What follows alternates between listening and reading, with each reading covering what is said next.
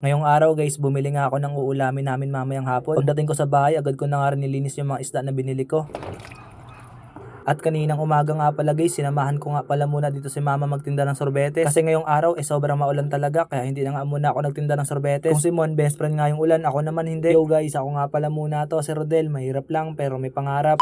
So yun nga guys, ngayong araw nga hindi nga muna ako nakapagtinda ng sorbetes. Dahil kaninang umaga nga guys, sobrang lakas nga ng ulan sa amin. Ito lang talagang si mama, ayaw kasi magpaawang daw kasi guys. At saka daw baka makabenta siya kahit papano dahil kaninang tanghali nga medyo uminit naman. Kaya proud na proud talaga ako dito sa mama ko guys. Kung masipag nga ako, mas masipag nga tong mama ko. Kaya kailangan ko talaga magpursige sa buhay guys, para soon hindi na nga kailangan ni mama pilitin yung sarili niya magtinda ng sorbetes. At saka para matupad ko na nga rin yung mga simpleng pangarap ni mama na kahit hindi niya naman sabihin sa akin, alam ko naman. Sino ba namang anak na papayag na makita yung magulang niya na nahihirapan na sa pagtatrabaho? Kaya sa kwento na to, ako nga si Rodel na kahit mahirap, walang imposible na matupad yung mga pangarap natin basta kikilusan natin to. O siya, tama na nga ang drama. Ng mga oras nga na to, nakilala ko dito ng mga batang to. Bibili nga daw sana sila sa akin ng sorbetes, kaso nga lang ngayong araw wala nga akong paninda. Kaya sabi ko nga sa kanila guys, kay mama na nga lang sila bumili ng sorbetes.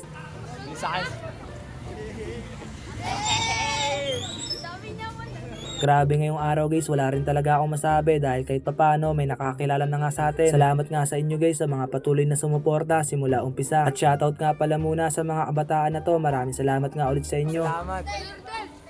Thank you din. Salamat sa inyo. Ingat kayo. At no mga oras nga pala na to guys, pauwi na nga kami ni mama. Kasi nga guys, bigla nga sinuspend yung mga papasok ng panghapon. Kaya no choice talaga kami ni mama na umuwi na nga lang muna. Dahil kung maglalako nga si mama ng ganito kalamig yung panahon, imposible talaga makabenta siya. Kaya sabi ko nga sa kanya, umuwi na nga lang muna kami dahil may bukas pa naman. Tulingan o kaya galungkong. Tulingan. Ano ba yung tulingan? At no mga oras nga na to guys, lumabas na nga yung mga kainaan ko sa mga gantong bagay. Pinabibili kasi ako dito ni mama ng uulamin nga namin mamayang hapon. Isdang galunggong nga daw yung bilin ko, kaso nga lang sabi ko sa kanya, hindi ko nga matukoy kung anong itsura nga nung galunggong. Pero no mga oras nga na to, no choice na talaga ako, kaya last love na akong pumunta sa bilihan ng isda. Pagdating ko nga dito guys, sa pagbibilang ko ng isda, medyo kinakabahan pa talaga ako. Dahil sa loob nga ng 18 years, hindi ko na talaga maalala kung kailan pa nga ako bumili ng isda na ako lang mag-isa. Aray ko. Eto na nga guys, sa sobrang pagka-pressure ko nga, hindi ko na nga alam yung gagawin ko. Sa sobrang kaba ko, hindi ko na nga napansin na may nakalagay na pala ditong mga pangalan sa mga isda. Te, may galunggong kayo, te. 90 ka lahat. Sige, kalahati na nga. Gawin mo na 1 kilo, te. 1 kilo.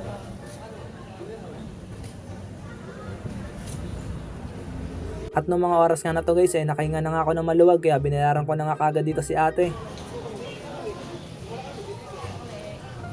Ang pula yun, dami ko bang pinagtanong. At ito nga guys, pagkabalik ko nga dito kay mama, agad ko na rin inabot sa kanya yung binili kong isda. At shoutout nga pala muna dito kay kuya, bumili nga siya kanina kay mama ng sorbetes. Kuya, peace bomb. Uy, salamat kay kuya. At nung mga oras nga na to guys, umuwi na rin pala kami kagad di mama para mahugasan ko na nga tong isda na binili ko. At ito na nga guys, sinumpisahan ko na nga yung pagtatanggal ng hasang dito nga sa isda na binili ko kanina sa palengke. O siya guys, hanggang dito na nga lang pala muna tong kwenta ko ngayong araw. Sa mga umabot nga guys hanggang dito sa video na to, maraming salamat ulit sa inyo. Baka naman guys, baka pwede nyo naman i-follow yung page ko para sa mga susunod na araw. Kasama ko na ulit kayo sa kwento ko. Tsaka pahabol na rin ako guys, baka pwede nyo naman i-share itong vlog ko na to para sa mga susunod na araw. Mas madagdagan pa tayo at mas rumami. Ano nangyari sa isda mo? Puting-puti. Puting-puti daw yung isda.